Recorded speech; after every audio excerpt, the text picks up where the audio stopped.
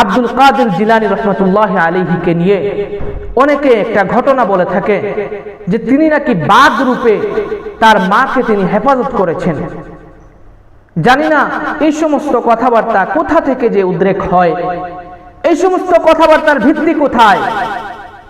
আমরা আজ ভুলের সাগরে এমন ভাবে ডুবে আছি যে যা বললো আমাদেরকে তা শুনতে হবে। ঘটনাটা এরকম যে আব্দুল কাদের জিলানী রহমতুল্লাহ আলাইহির মা যখন তিনি গর্ভবতী, আব্দুল কাদের জিলানী তার মায়ের উদরে, তখন নাকি এক ব্যক্তি তার মায়ের উপর কুদৃষ্টিতে আক্রমণ করার জন্য উনার মায়ের কাছে এসেছিল।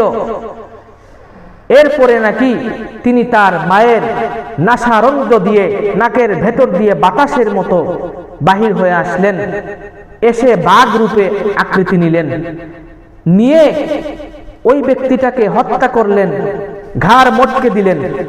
এটা নাকি তিনি শাস্তি দিয়েছেন। শাস্তি দেওয়ার পর আবার নাকি তিনি বাতাসের মতো সুন্দর করে তার মায়ের নাক দিয়ে গর্ভে চলে গেলেন, আগের জায়গায় তিনি চলে গেলেন।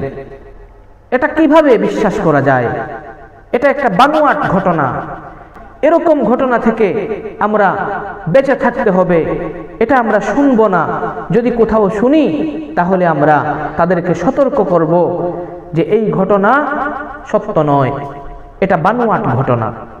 এজন্য উলামায়ে হক্কানি যারা আছেন তাদের কাছ থেকে ইলম নিতে হবে। উলামায়ে হক্কানি যারা আছেন তাদের বয়ান শ্রবণ করতে হবে। উলামায়ে হক্কানিদের সাথে নিজেকে এমন ভাবে জুড়তে হবে যাতে করে অন্যান্য বিদআতি বা বানোয়াট কথাবার্তা বলনেওয়ালা মানুষদের সংস্রব আমাদের কাছ থেকে এমনিতেই বিদূরিত হয়ে যায়। আমরা সেই কথাগুলোতে কান দিব না। আমরা সেই কথাগুলো শুনলে পরবর্তীতে এটাকে নিবৃতে তাদেরকে বুঝাবো যে ভাই ঘটনাটা এরকম নয়, এটা মিথ্যা ঘটনা, এটা বানোয়াট ঘটনা।